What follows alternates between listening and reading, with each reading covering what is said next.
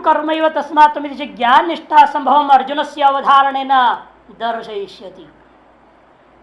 कुरु कर्म तस्मात् इत्यादि के द्वारा ज्ञान निष्ठा के असंभवम अर्जुन से अवधारण दर्शयिष्यति। ज्ञान निष्ठा अर्जुन के लिए असंभव है, इस बात को आगे जाकर के चौथा अध्याय 15वें श्लोक में निर्धारण करके दिखाएंगे। उसके लिए भूमिका प्रश्न रूपेण अर्जुन का आरंभ होता है। जयसी चेत कर्मणस्ते, जयसी मने श्रेयसी चेत, चेत मने यदि, शब्दार्थ करने जा रहे भाष्यकार श्लोक का।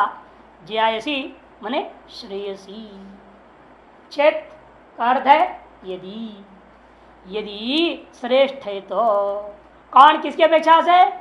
कर्मण सकाशात, कर्म की अपेक्षा से श्रेष्ठ है। कौन चीज श्रेष्ठ है? आगे बोलेंगे बुद्धि ही, ज्ञान निष्ठा। किसके मत में? ते तव मता अभिप्रेता, ते मने तव, आपके मता अभिप्रेता मैंने आपके अभिप्राय से कर्म की अपेक्षा से बुद्धि मैंने ज्ञान योग ज्ञान निष्ठा ज्यादा यदि श्रेष्ठ है तो हे जनार्दन। संबोधन का कोई व्याख्या करते ही नहीं है भाष्यकार अधिकतर, हम लोगों को अर्थ बता देते हैं जो भी संभव है जहाँ प्रकरणानुसार है ना। यदि बुद्धि कर्मणि समुचित इष्टे, फिर लाते भाष्यकार उसी शास्त्रार्थ में, यदि बुद्धि और कर्म दोनों के दोनों का समुचिष्ट था तदेकम श्रेय साधन कर्मणो जैसे बुद्धि कर्मणो अतिरिक्त कारणम बुद्धेर अनुपन्नम अर्जुन ने कृतम स्यात्। यदि बुद्धि और कर्म दोनों के समुच्चय करना इष्ट होता तद एकम तयो एकम इति तदैकम, उन दोनों में से, या तदा यदि ऐसा था तो तदा एकम श्रेय साधन इति, एक को श्रेय का साधन मान करके, कर्मणो जैसी बुद्धि रीति, कर्म से श्रेष्ठ बुद्धि है ऐसा समझ करके, कर्मणो अतिरिक्त कर्णम, कर्म से बुद्धि है अतिरिक्त कर्णम, कर्म को बुद्धि से अलग कर देना अनुपपन्नम, उचित नहीं था अर्जुन के द्वारा। लेकिन अर्जुन ने कृतम स्यात्, अर्जुन के स्पष्ट है, अर्जुन ने बुद्धि को कर्म से अलग कर दिया है। इस समुच्चय करना इष्ट था तो ऐसा कर नहीं सकता था वो। नहीं तदेव तस्मात् फल तो अतिरिक्तम स्यात्, फल दृष्टिया कर दिया ऐसे को कभी भी नहीं कर सकते आप, क्योंकि वही उसके प्रति ही फल दृष्टिया एक दूसरे के प्रति भिन्न हो जावे, ऐसा नहीं हो सकता। नीचे है ना टीका में अवतरण को उसमें दे रहे हैं, ज्ञान अविष्ट समुच्चय समुचित श्रेय साधन से एकत्वात् कर्मण सकाशात् ज्ञान से पृथक्करणम अयुक्तम इत्यर्थ। एक साधन फल तो अतिरिक्तम, भले साधन एक है लेकिन फल को लेकर के दोनों भिन्न भिन्न था, इसलिए ऐसे कह दिया।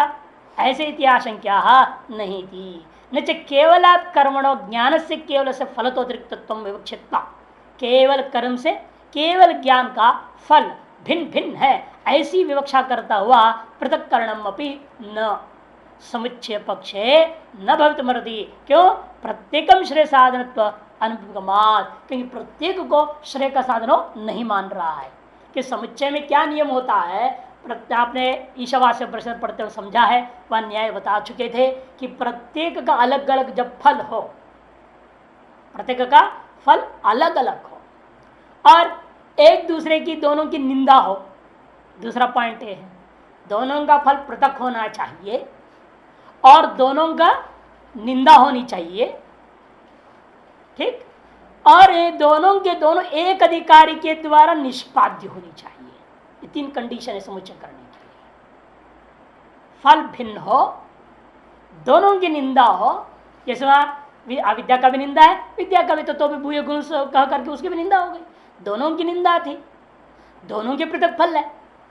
उपासना का फल अलग है, देवलोक है, कर्म का फल स्वर्गलोक या पितृलोक आदि तक है, फल भिन्न है, ठीक, दोनों की निंदा है और दोनों एक आदि कार्य है, कर्तव्य है ना, कर सकता है। एक व्यक्ति कर्म और उपासना समुच्चय कर सकता है, एक व्यक्ति कारण ब्रह्म कार्य ब्रह्म दोनों की उपासना का समुच्चय कर सकता है। चाहे उपासना समुच्चय हो चाहे कर्म और उपासना समुच्चय हो, दोनों का एक ही नियम था कि दोनों का फल भिन्न होनी चाहिए, दोनों का निंदा होनी चाहिए और दोनों एक के दो एक अधिकार कर्तव्य हो तो उनका समुच्चय संभव है, नहीं तो नहीं हो सकता। और यहाँ दोनों का भले पृथक फल भी कह दीजिएगा, ठीक, इन दोनों की निंदा कहाँ है पृथक? तो दोनों एक श्रेय का साधन भी नहीं है। अतः न विकल्प संभव है, न समुच्चय संभव है। एक फल का दो साधन होता तो भी आप कह सकते थे, विकल्प कर सकते थे।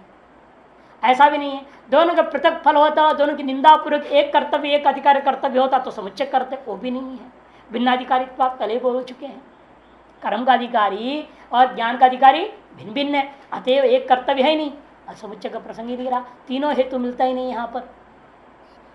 इसे बुद्धेर अनुपन्नाम अर्जुन कर्तव्य नहीं तदेव, इसलिए टीकाकार ने कहा यहाँ केवलात् कर्मणो ज्ञान से केवल से फल तो अतिरिक्त विवक्षित्वा पृथक करणम समुच्चय पक्षे प्रत्येकम शरीर साधन अनुपगमात न, ऐसा कर न समुच्चय पक्षे, समुच्चय पक्ष यह भी नहीं हो सकता, क्योंकि प्रत्येकम श्रेय साधनत्व अनुपगमात, प्रत्येक को वो श्रेय का साधन नहीं मान रहा है, किंतु केवल ज्ञान को श्रेय का साधन मान रहा है, कर्म को नहीं मान रहा है। इस कारण से भी समुच्चय नहीं हो सकता। इस तरह से उत्तरार्ध से उत्तरार्ध पूर्वार्ध से इव उत्तरार्ध से आप समुच्चय पक्षे तुल्य अनुपत्तिर इत्याह तथा इति। अब पूर्वार्ध की व्याख्या के बाद उत्तरार्ध की भी व्याख्या उसी तरह से करेंगे कि समुच्चय पक्ष का समर्थन उत्तरार्ध भी नहीं करता है। यह तो पूर्वार्ध से साबित नहीं हो सका, प्रश्न के पूर्वार्ध हिस्से से साबित नहीं हो सका, उत्तरार्ध के द्वारा भी साबित नहीं हो सकता है समुच्चय पक्ष। उसको आरंभ करते तथा च कर्मण श्रेयस्करी भगवता उक्ता बुद्धि ही अश्रेयस्करंच कर्म कुरु इति मां प्रतिपादयति तत्किन्नु कारणम इति भगवता उपालंबम इव कुर्वन् तत्किं कस्मात् कर्मणि घोरे क्रूरे हिंसा लक्षणे मां नियोजयसि केशव इति च यदाह तच्च नोपपद्यते। यह जो अर्जुन ने कहा उत्तरार्ध, वह भी समुच्चय पक्ष में उपपन्न नहीं हो सकता, क्योंकि कर्मण श्रेयस्करी भगवता उक्ता बुद्धि, यदि भगवान के द्वारा कर्म की अपेक्षा से बुद्धि को श्रेष्ठ करी है ऐसा यदि कह दिया है तो श्रेयस्करंच कर्म कुरु अश्रेयस्करंच कर्म कुरु, और ये भी कह दिया तुम अश्रेयस्कर कर्म को करो, ये कह भी दिया है भगवान ने। इति माम प्रतिपादयति, मेरे प्रति यह भगवान प्रतिपादन कर रहे हैं। तत्किन्नु कारणम, इसमें क्या कारण है अर्जुन सोच रहा है, क्या कारण है? मेरे को ये भी बात कह दिया कि कर्म की अपेक्षा से ज्ञान श्रेष्ठ और कर्म अश्रेष्ठ, यह कह करके मेरे लिए बात कह रहे भगवान कि तुम अश्रेष्ठ कर्म को ही करो, तो बड़ा अन्याय है। कोई आके पूछे आपसे और आप जो सारी साधन वर्णन कर दिया श्रेष्ठ और अश्रेष्ठ साधनों को, और कि तुम अश्रेष्ठ साधन के अधिकारी, तुम अश्रेष्ठ साधन करो तो बहुत बुरा लगेगा। समस्या यही दुनिया में, किसी को भी आज ही नहीं कहते आप अमुक स्थिति वाले हो, बोल नहीं सकते, बुरा लगेगा कि हर आदमी का अहंकार अपने टॉप पे चलते रहता है, सर से 7 फुट ऊपर जाता है, सर तक रहे तो भी संभाला जा सकता, हाथ रख दो ठंडा कर दिया, उसके अहंकार सर से ऊपर रहता है ना, अहंकार 7 फुट ऊपर, हाथ ही नहीं पहुंच सकता वहां तक हमारी, तो कहां से ऊपर हाथ रख दो? ये डिफिकल्टी है ना। इसलिए कहते हैं कि वो भी सोच रहा है मैं अपने आप को संन्यास के अधिकारी समझ रहा था, भविष्य में अपनी लोग के बोल रहा था, और ये कहते हैं कि तुम केवल कर्म के अधिकारी, कितना बुरा लगेगा उसको। इसलिए कहता है तत्किन्नु कारणम, क्या कारण है कि भगवान मेरे प्रति ऐसे प्रतिपादन कर रहे हैं? इसलिए एक तरह से भगवत उपालंबम इव कुर्वन्, मानव भगवान पर आरोप लगाते हुए के समान कह रहा है अर्जुन यहाँ पर, क्या आप अन्याय कर रहे हैं मेरे साथ, मेरे जैसे श्रेष्ठ अधिकारी को कनिष्ठ अधिकारी बना दिया, निकृष्ट बना दे रहे हो आप, ये ठीक नहीं है आपका करना। ऐसे एक तरह से भगवान पर आरोप लगाते हुए के समान पूछ रहा है। तत्किं कस्मात्, किम मने कस्मात्, तत्किं कर्मणि घोरे माम, श्लोक में जो किम है उसका अर्थ है कस्मात् कारणात्, घोरे कर्मणि, घोरे माने क्रूरे हिंसा लक्षणे युद्धात्मके कर्मणि माम नियोजयसि हे केशव। देखिए दो जब लड़ते हैं उनकी लड़ाई को समाप्त करने की आप चेष्टा करते हो और आप मुझे और लड़ने में लगा रहे हो और लड़ो बोल रहे हो, ये क्या अन्याय है? केशव संबोधन इसलिए रुद्र और ब्रह्मा लड़े तो विष्णु भगवान आएंगे और शंकर भगवान को समझाएंगे, ब्रह्मा को समझाएंगे, दोनों को ठंडा करेंगे। लड़ने वालों को शांत करना आपका काम है, बिगड़ रहा है कोई, उसको ठीक करना आपका काम है, और आप उल्टा मेरे को गलत काम लगा रहे हो, लड़ो बोल रहे हो।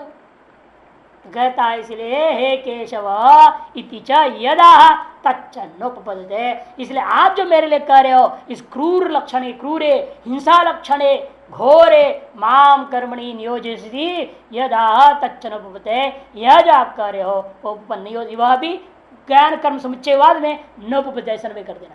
तथा च ना, तथा च ज्ञान कर्म समुच्चयो नोपपद्यते, प्रश्न नहीं उपपन्न होगा यदि ज्ञान कर्म का समुच्चय मानते हैं तो। प्रश्न प्रतिवचन अनुपत्तिश्च नोपपद्यते, किम नोपपद्यते, प्रश्न एवं नोपपद्यते कदा ज्ञान कर्म समुच्चय, ज्ञान और कर्म के समुच्चय मानते हैं तो यह प्रश्न ही उपपन्न नहीं होता, ऐसा अर्थ।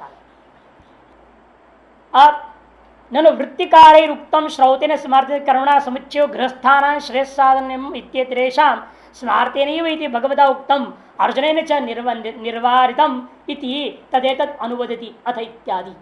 जब वृत्तिकार का मत को दोबारा उठा रहे अगले श्लोक के द्वारा और खंडन करना चाहते हैं ज्ञान कर्म समुच्चयवाद को, उसके लिए उत्थापन कर रहे हैं। अथ स्मार्तेनैव कर्मणा समुच्चय सर्वेषां भगवता उक्तो अर्जुनेन च अवधारितश्चेत् तत्किं कर्मणि घोरे मां निषि इत्यादि कथम युक्तम वचनम इत्यादि प्रश्न कथम उचितम, युक्तम ने उचित। यदि आपके कहने के अनुसार, वृत्तिकार के कहने के अनुसार, टीकाकार से लगा ना वृत्तिकार ही रुक्तम, क्या कहा वृत्तिकार ने, श्रौतेन स्मार्तेन च कर्मणा समुच्चयो, श्रौत और स्मार्त दोनों कर्मों के समुच्चय किसके लिए, गृहस्थानाम श्रेय साधनम, गृहस्थों के श्रेय साधन क्या है, श्रौत स्मार्त उभय प्रकार का कर्म समुचित ज्ञान ही श्रेय का साधन है, किनके लिए, गृहस्थों के। अन्येषां सर्वेषां, और अन्य जितने भी उन लोगों के लिए क्या, इतरेषां सर्वेषां स्मार्ते नहीं वही भगवता उत्तम, स्मार्त कर्म का समुच्चय होना चाहिए, यह भगवान द्वारा कहा हुआ है, ऐसा माना गया वृत्तिकार के द्वारा, और अर्जुन के द्वारा भी वह निर्धारितम, वही निर्वारितम छपा गलत है, निर्धारितम बना लेना उसको, निर्धारितम इति तदेतत् अनुवति, उसको अनुवाद करते हुए भाष्यकार कथन कर रहे हैं, उसका भी खंडन करने के लिए। यदि ऐसा ही अवधारण कर लिया होता अर्जुन ने, फिर तो अर्जुन के प्रश्न ही युक्त नहीं होता, अर्जुन के वचन ही युक्त नहीं। क्या वचन युक्त नहीं है, तत्किंकरण घोरे मां नियोजित केशव इत्यादि जो वचन है अर्जुन का, वह उचित ही नहीं होता। इतना ही नहीं, प्रश्न अधूरा है, प्रश्न पूरा अगले श्लोक से होएगा, उस अगले श्लोक के आधार पर स्पष्ट हो रहा है किंच, कि ज्ञान कर्म समुच्चय नहीं हो सकता। व्यामिश्रेणेव वाक्येन बुद्धिं मोहयसीव मे तदेकं वद निश्चित्य येन श्रेयोहमाप्नुयाम्। व्यामिश्रेण इव वाक्येन बुद्धि मोहयसी इव में, इव दो बार बोल रहा है, दो बार इव बोल दिया।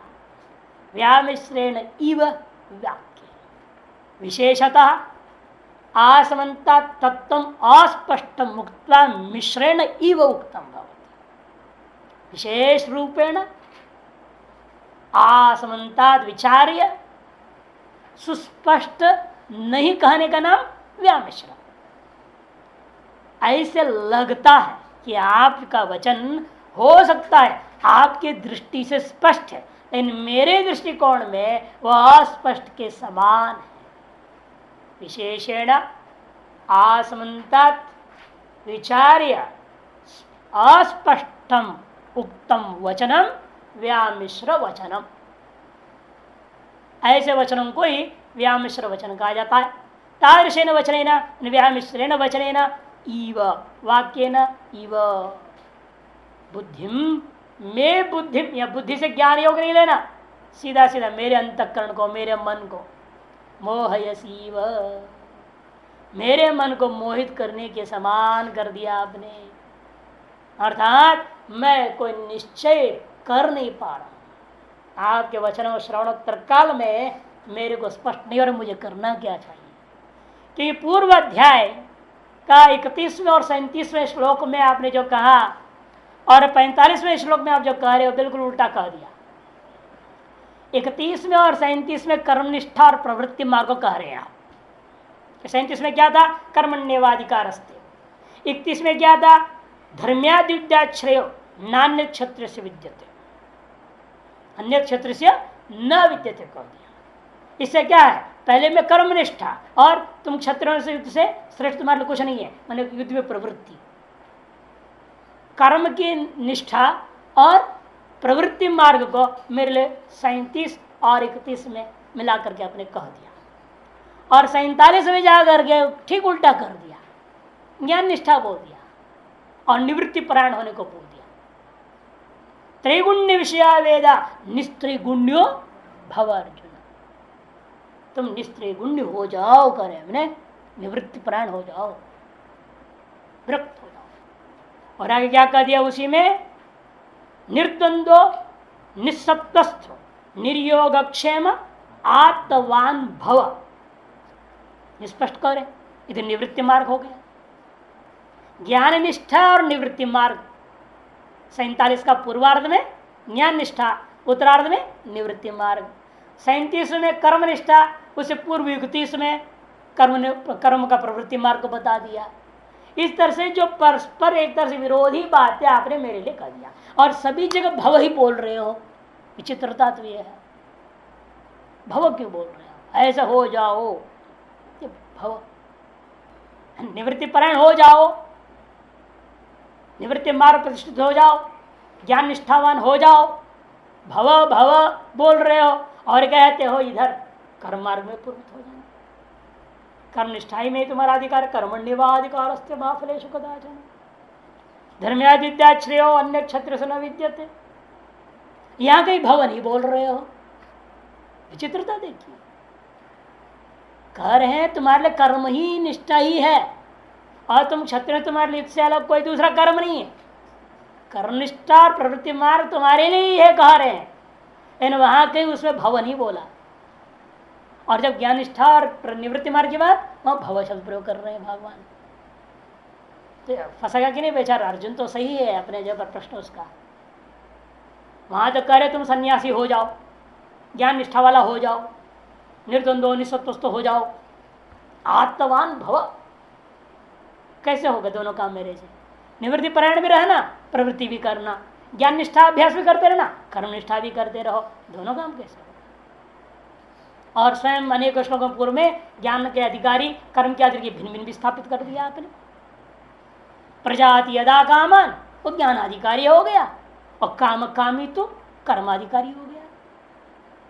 तो अलग अलग है दोनों। इसलिए कहते हैं मोहेसीव में बुद्धि ही, मेरी बुद्धि को आप जो है ना विचलित कर रहे हो, डोलायमान कर रहे हो, झुला दिया आपने, इधर उधर लटक पटक कर दिया बिना पेंदी का लोटा जैसे। अब मेरा मन कभी ज्ञान निष्ठा लुढ़क रहा है, कभी उधर कर्म निष्ठा में लुढ़क जाता है। जैसे कई बार विद्यार्थियों की श्रद्धा लुढ़कती रहती है ना, कभी इधर कभी उधर, कभी इधर कभी उधर लुढ़कती रहती है श्रद्धा। चेलों की श्रद्धा लुढ़क जाता है। सब कुछ अनुकूल है, स्वामी जी प्रसन्न है, हाँ बहुत बढ़िया श्रद्धा रहता है। एक डांट पड़ गई तो सारी श्रद्धा जीरो में हो जाती है। अरे क्या, चलो चलते हैं, चल देते। वैसे यहाँ पर भी टीकाकार प्रयोग कर रहे, दोलायिता हम कुर्वन मोहे सीव, हमारे मन को दोलायिता। श्रीधरी टीका देखो, बुद्धि मति उभयत्र दोलायिता, मेरी मति को दोनों तरफ लुढ़काते हुए, बिना पेंदी का लोटा जैसे इधर उधर लुढ़क के जा रहा हूं मैं। यहाँ ये करूं कि वो करूं, वो करूं कि ये करूं, क्या करूं समझ में नहीं आ रहा है। इसलिए तदेकम वद निश्चित, एक तरफ करके बोल दो तुम्हें ये करना है, बस छुट्टी। वो श्रेष्ठ ये वो है, वो कुछ नहीं बोलना मेरे को, ये करना है इतना बता दो। तदेकम वद, तद माने तयो ज्ञान कर्मण और मध्य एकम वद निश्चित्य, एक को निश्चय करके कथन करो। ये ना जिसके द्वारा अहम श्रेयो आपनुयाम, मैं श्रेय को ही प्राप्त करो, मुझे प्रेय की अपेक्षा ही नहीं रह गया है। श्रेयश्च प्रेयश्च कठोर प्रश्न में कहते हैं, उसमें से श्रेय की मांग कर रहा है, जिसके में श्रेय की प्राप्ति हो जाए वो मुझे। अब तो कुछ लोगों का कहना है वो तो वो श्रेय का भी तो विभाग करना पड़ता है, जो कठोर परिषद में कहा है श्रेय और निश्रेय। निश्रेय मोक्ष है और ये श्रेयस को मांग रहा है, मोक्ष रूप निश्रेयस को नहीं मांग रहा है। प्रेय तो नहीं चाहता है, निश्रेष भी नहीं चाहता है, बीच का चाह रहा है, श्रेय को चाहता है। ऐसे भी कुछ उसकी व्याख्या कि वाकई में अर्जुन की स्थिति अभी सीधा मोक्ष की तो अधिकारी तो है नहीं, न मोक्ष चाह ही रहा है। आया ही था राज्य की कामना से लड़ना ही क्षेत्र में, आकर के भगवान की कृपा से उसके हृदय में अंतःकरण में वैराग्य निष्पन्न हुआ है। अभी किंचित वही मरकट वैराग्य जैसा वैराग्य है, या श्मशान वैराग्य जैसा वैराग्य है, कोई ठोस वैराग्य तो है नहीं, सम्यक विवेकजन्य वैराग्य नहीं है। जो दलील उसने दिया है सब गलत दिया है। असमय में जो शास्त्र उसके पक्ष का नहीं, उन शास्त्रों को उठा के बोल रहा है। जिन शास्त्रों पर आधारित तो पर उसने तर्क स्थापित किया सब गलत था। एक एक जवाब भगवान दे रहे हैं, दूसरे अध्याय में दे दिए सारे के सारे के लगभग। तो इसीलिए स्पष्ट है उसका न विवेक है सम्यक, न उसके अंदर वैराग्य सम्यक है, अतएव निश्रेष का अधिकारी नहीं है। इसे यहाँ श्रेय शब्द से केवल साधारण श्रेय, प्रेयभूत इहलोक को छोड़ करके श्रेयभूत परलोक को चाहता है, निश्रेष मोक्ष को नहीं चाहता है। ऐसा परलोक को चाहते हैं, इसमें श्रेय का तात्पर्य है जिसे पुनरागमन न हो, ब्रह्मलोक को चाहता है। ऐसा भी कुछ लोगों ने इसलिए इसकी व्याख्या किया। अरे कठोपनिषद का व्याख्या भी वैसे ठीक है, इस तरह से श्रेय का दो भाग करना भी उचित है वहां पर, श्रेय और निश्रेष। क्योंकि धर्म का लक्षण जहां जहां आता है क्या अर्थ करते, अभ्युदय निश्रेष। अभ्युदय श्रेष्ठ से तो नहीं बोलते, निरुपसर्ग के साथ होते अभ्युदय निश्रेष। यस्मात् निश्रेषाधिगमो स धर्म। अतः श्रेय का दो भाग कहता है, श्रेय निश्रेष। प्रेय श्रेय निश्रेष। प्रेय वह है जिसे पुनरावृत्ति है, श्रेय वह है जिसे पुनरावृत्ति नहीं है, और निश्रेष वह है जिसमें सद्यो मुक्ति है। ऐसे विभाजन करते हुए लोग या श्रेय अर्थ ब्रह्मलोक पर्यंत गति दे दो, ऐसा रास्ता बताओ जिसके द्वारा मुझे ब्रह्मलोक आदि की प्राप्ति हो जाए, जहाँ से पुनर्जन्म आदि न होवे, ऐसी कामना है। ये कुछ लोगों की व्याख्या करना है।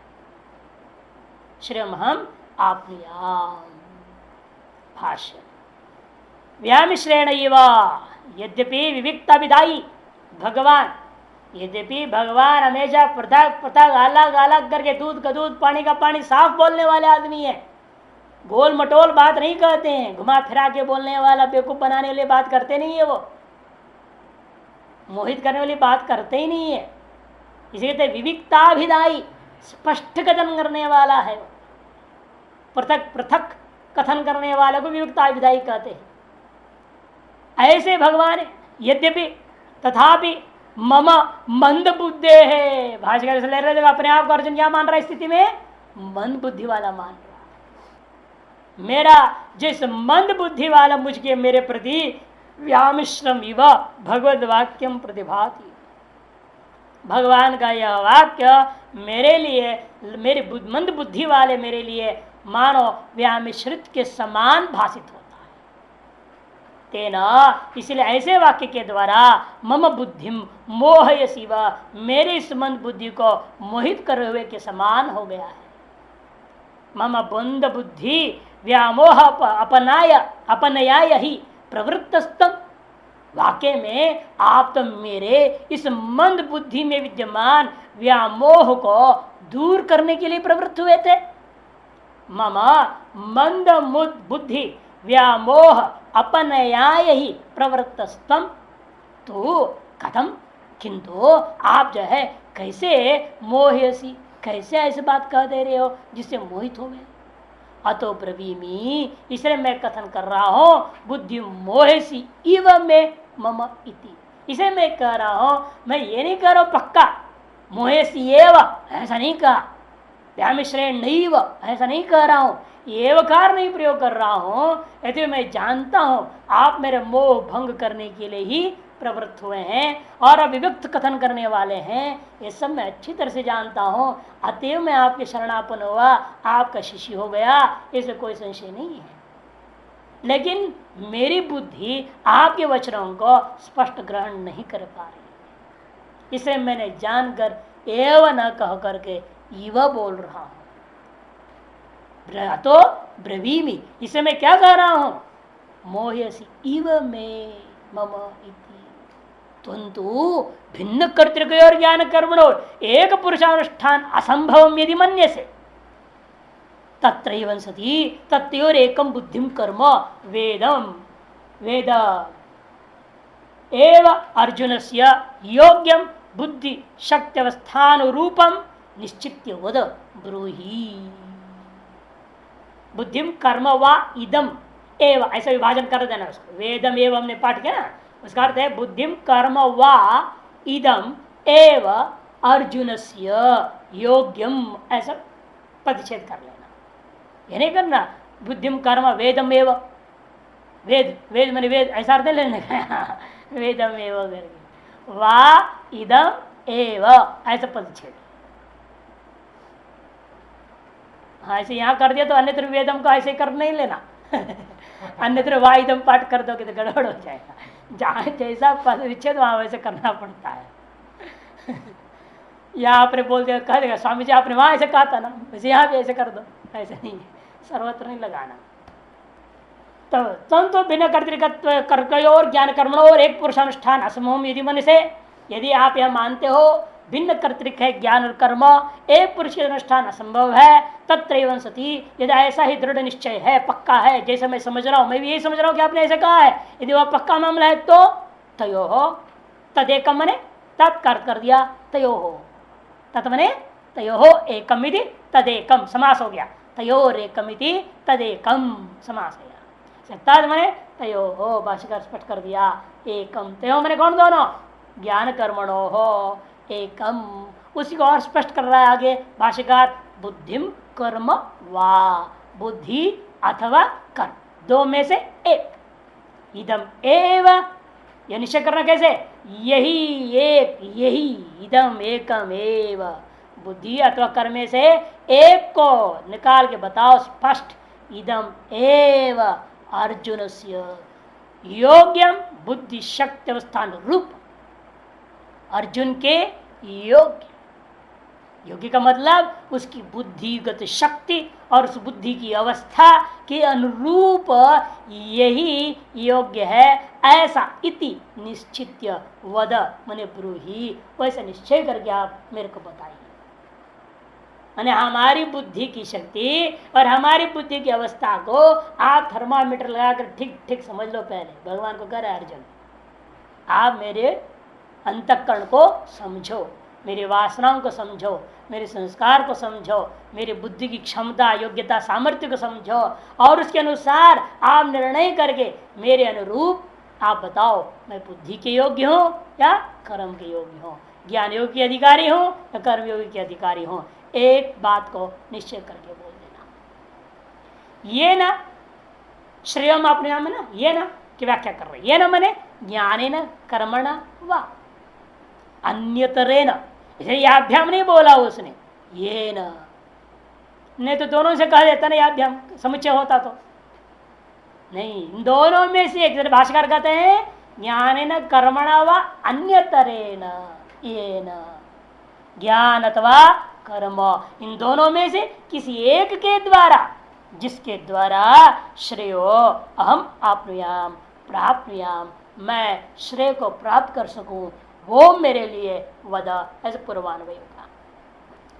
अब दोबारा खंडन करने के लिए ज्ञान कर्म समुच्चय वाद को उठा रहे हैं। यदि कर्मनिष्ठा गुणभूतों भी ज्ञानम भगवता उत्तम स्यात्, कर्मनिष्ठा गुणभूतम अपनी ज्ञानम, कर्मनिष्ठा में गुणभूत हो जाता है ज्ञान, और ज्ञान निष्ठा में कर्म गुणभूत हो जाता है नहीं? जब कोई कर्माधिकारी है उसके लिए क्या है, भक्ति ज्ञान वगैरह गौण हो जाता है। भक्ति के अधिकारी के लिए कर्म और ज्ञान गौण हो गया, और ज्ञान अधिकारी के लिए कर्म और भक्ति गौण हो जाता है। ये शारीरिक शक्ति प्रदान है, चंचलता है, कुछ करना है करना है करना है, अंदर से लगा रहता है करूं करूं करूं करूं, तो क्या करना है उसको, कर्मयोग करेगा। उसके लिए ज्ञान उपासना भक्ति सब गौण, उसको दौड़ाते रहो, ऑल इंडिया घूमते रहो भाई, तो all India 1 2 3 all India free घूमते रहो अपना दौड़ते रहो, काम करते रहो, कहीं नदियां जोड़ना कहीं कुछ करना, करते रहो अपना काम करते रहो। तो कर्मयोग के अधिकारी है, होगा कहाँ ज्ञान योग करेगा, कहाँ ध्यान योग करेगा, कहाँ भक्ति योग करेगा, कहाँ उपासना करेगा, वो उसी के लायक है। दौड़ते रहे, क्या बैठे बैठे खुराफाती करेगा, दिमाग बिठाओगे तो क्या करेगा, उसकी दिमाग शैतानी का काम करेगा, बैठ ही नहीं सकता ना वो। उसको दौड़ के काम करने में ही उसकी बुद्धि ठीक रहती है, नहीं तो पूरा राक्षस हो जाएगा। बैठाओगे तो क्या करेगा? वो सारा शक्ति कहीं ना कहीं तो काम करेगा ना। जो शक्ति खर्च होनी चाहिए काम करके बहिर्मुखता पूर्वक, वो शक्ति अंदर अटैक करेगा, कहीं बुद्धि में करेगा, कहीं अंतकरण में करेगा, कहीं ना कहीं अटैक कर देगा। और वो बुद्धि वगैरह वो शक्ति को संभाल नहीं सकते हैं तो आसुरी वृत्तियां प्रकट हो जाती है। जब आसुरी प्रवृत्ति प्रकट हो गई फिर तो क्या कहा, सबका नाश करने में लग जाएगा, सबको बिगाड़े। बड़े रामानंद जी महाराज जैसे महात्मा को देखते तो कहते थे परिक्रमा करो, परिक्रमा जाओ महात्मा जी आप नर्मदा की परिक्रमा करके आ जाए। और लोगों की श्रद्धा तो थी उनके प्रति, इसे जो महाराज जी कहते तो मान लेते। महाराज जी क्यों करो नहीं समझते थे। तो तुम चंचलो, तुम आश्रम में रहने लायक नहीं हो, ये सीधा कहेंगे तो बुरा मानेगा वो। इसे कहते तुम परिक्रमा करना, आप महात्मा महादेव आप अच्छे हैं, आप जो है परिक्रमा कीजिए, इससे आपका आध्यात्मिक बहुत उन्नति होगी, बहुत अच्छा होगा। बहुत अच्छा है, इसलिए कि गया तो आश्रम में शांति हो जाए, लक्ष्य है। लेकिन उसके भी लाभ उसको होगा, लेकिन परिक्रमा करने उसका भी लाभ हो, उसका अंतर्न शुद्धि होगी, वो भी सुधर जाएगा। चाहे आप नर्मदा की परिक्रमा करें, चाहे गंगा की परिक्रमा करें, अरुणाचल की परिक्रमा करें, करना तो पड़ेगा परिक्रमा, अंतर्न शुद्धि तभी हो सकती, नहीं तो नहीं। और कर्मयोग प्रधान है ना, उनका शरीर है, शारीरिक शक्ति प्रधान है, अच्छी भावनात्मक शक्ति प्रधान है। छोटी छोटी बात में रोना आ जाए, भाव का उसके लिए उपासना, उसके ज्ञान पचेगा नहीं, न कर्म कर सकता। उसके बाद तुम घंटी आरती उतारते रहिए भगवान की, करते रहे, उपासना करो। ज्ञान गौण है, कर्म गौण है उसके, और जिसकी मेधा शक्ति प्रधान है उसके लिए ज्ञान योग है। इसलिए यहां पर क्या करे, कर्मनिष्ठायाम गुणभूतम ज्ञान। कर्मनिष्ठा में ज्ञान क्या है, गुणभूतम ज्ञानम भगवता उक्तम स्यात्। भगवान ने ऐसे कहा है तो तत्कथम तयोर एक विषय अर्जुन से शुश्रूषा स्यात्। यदि ऐसा भी कहे होते तो भगवान से अर्जुन ये प्रश्न नहीं पूछता। क्या नहीं पूछता कि दोनों में से एक मेरे को कहो, नहीं कहता। अरे ठीक है, मेरे को कर्मनिष्ठा कहा है, उसमें ज्ञान मतलब गौण है, थोड़ा बहुत वेदांत सुनते रहूंगा, मुख्य रूप में काम करते रहूंगा, ये सोच लेता। प्रश्न क्यों पूछता, दोनों में से एक सेलेक्ट कहो। इसे भगवान का तात्पर्य यहाँ पर क्या है, ज्ञान निष्ठा कर्मनिष्ठा दोनों समान है, एकम सांख्यम है ना, आगे कहेंगे शायद किसी 5वें अध्याय में है वो श्लोक, दोनों एक कहा दिया ना वहां पर श्लोक, एकम सांख्यम च योगं च यह पश्यति स पश्यति, शायद 5वें अध्याय में ही है, 5वें में। तो भगवान के दृष्टि में क्या है, दोनों समान है, अपने अपने अधिकारी के आधार पर। कर्माधिकारी कर्म श्रेष्ठ है, वहां ज्ञान गौण करने की कोई जरूरत नहीं है, कर्म ही है केवल उसके लिए, बस चुट्टी पाई, ज्ञान वान कोई चर्चा ही नहीं उसके लिए। ज्ञान आदि केवल ज्ञान, उसे कर्म गौण की करने का नहीं है, कर्म का नाम ही नहीं देना वहां पे, छुट्टी। ये पूर्व पक्ष है। यदि ऐसा कहे होते तो कर्मनिष्ठा में ज्ञान रूपासना गौण, ज्ञान निष्ठा में कर्म उपासना गौण, ये सब व्यवस्था यदि कहे होते तो अर्जुन का प्रश्न ही नहीं होता। इसका मतलब क्या, भगवान के दृष्टिकोण में कोई गौण कोई प्रधान नहीं है, सब अपने अपने अधिकारी भेद प्रधान है, कोई चीज उसमें मिक्स करना नहीं है दूसरे को। इसे कहते गुणभूत में ज्ञान भगवत उक्तं चेत तत् कथम तयोर एकम वदा इति एक विषय अर्जुन से शुश्रूषा, एक विषय का जो है आदेश को सुनने की इच्छा। देखो यहाँ शुश्रूषा का अर्थ श्रोतुम इच्छा, शुश्रूषा या सन का इच्छा अर्थ में सन हुआ है, स्वार्थ में या अन्य अर्थ में सन नहीं है। जैसे चिकित्सा विचिकित्सा इत्यादि में क्या सन क्या है, अन्य अर्थ में। किसी संशय धातु से चिकित्सा होता है, वहां संशय अर्थ लेंगे, चिकित्सा अर्थ में क्या हो जाता है, तब चिकित्सा का अर्थ संशय अर्थ तो रहा नहीं, तो सन अन्य अर्थ में लेना पड़ेगा, रोग निवारण अर्थ में लेनी पड़ेगा। और भी उपसर्ग जोड़ दिया विचिकित्सा का अर्थ से संशय, वहां सन क्या हो गया, स्वार्थ में हो जाता है, और यह सन इच्छा अर्थ में।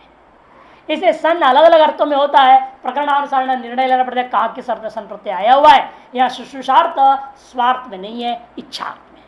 और शुश्रूषार्थ होता है सेवार्थ भी होती है, वहां सन सेवार्थ में लेना पड़ता, धातु वही है श्रु धातु, लेकिन धातु का श्रवण अर्थ को बात करके सेवार्थ में सन किया जाता है, तब शुश्रूषार्थ हो गया सेवार्थ। यहां शुश्रूषा शब्द है सुनने की इच्छा, अर्जुन को एक तरफ सुनने की इच्छा उठी है ना, एकम वद निश्चित्य, ऐसा एक को सुनने की इच्छा उसके अंदर जगी है, वह नहीं होता। यदि वह ऐसा कहा होता तत्स्यात् नहीं भगवतोक्तम अन्यतर देव ज्ञान कर्मणो वक्ष्यामि नैव द्वयमिति येन उभय प्राप्ति असंभवम आत्मन्यमान एकमेव प्रार्थयते। और भगवान के द्वारा जवाब में भी नहीं कहा है ना भगवता उत्तम, नहीं भगवता उत्तम, भगवान के द्वारा ऐसा भी नहीं कहा गया। क्या नहीं कहा गया? अन्यत्र देव ज्ञान कर्मणो वक्ष्यामि नैव द्वयम, ऐसा कहीं कहा गया भगवान ने? मैं दोनों में से एक की तुम्हारे लिए कह रहा हूं, दोनों में तुम्हारे लिए नहीं कहा हूं। यदि ज्ञान का समुचिष्ट होता भगवान ऐसे कहना चाहिए था, मैं तुम्हारे लिए दोनों कहा हूं, एक नहीं कहा हूं, ये भी नहीं कहा भगवान ने। तुम्हारे दोनों में से एक कह रहा हूं, दोनों नहीं कह रहा हूं, ये भी नहीं कहा भगवान ने। ये न उभय प्राप्ति असंभव आत्मनो मन्यमान, उभय प्राप्ति की असंभावना को अपने लिए मानते हुए एकमेव प्रार्थयते, एक ही की प्रार्थना करे अर्जुन, ऐसा नहीं हो सकता है। इसलिए प्रश्नारूपम एवं प्रतिवचनम श्री भगवान उवाच, प्रश्न के अनुरूप ही जवाब भगवान कह रहे हैं, यह अगले श्लोक में आएगा।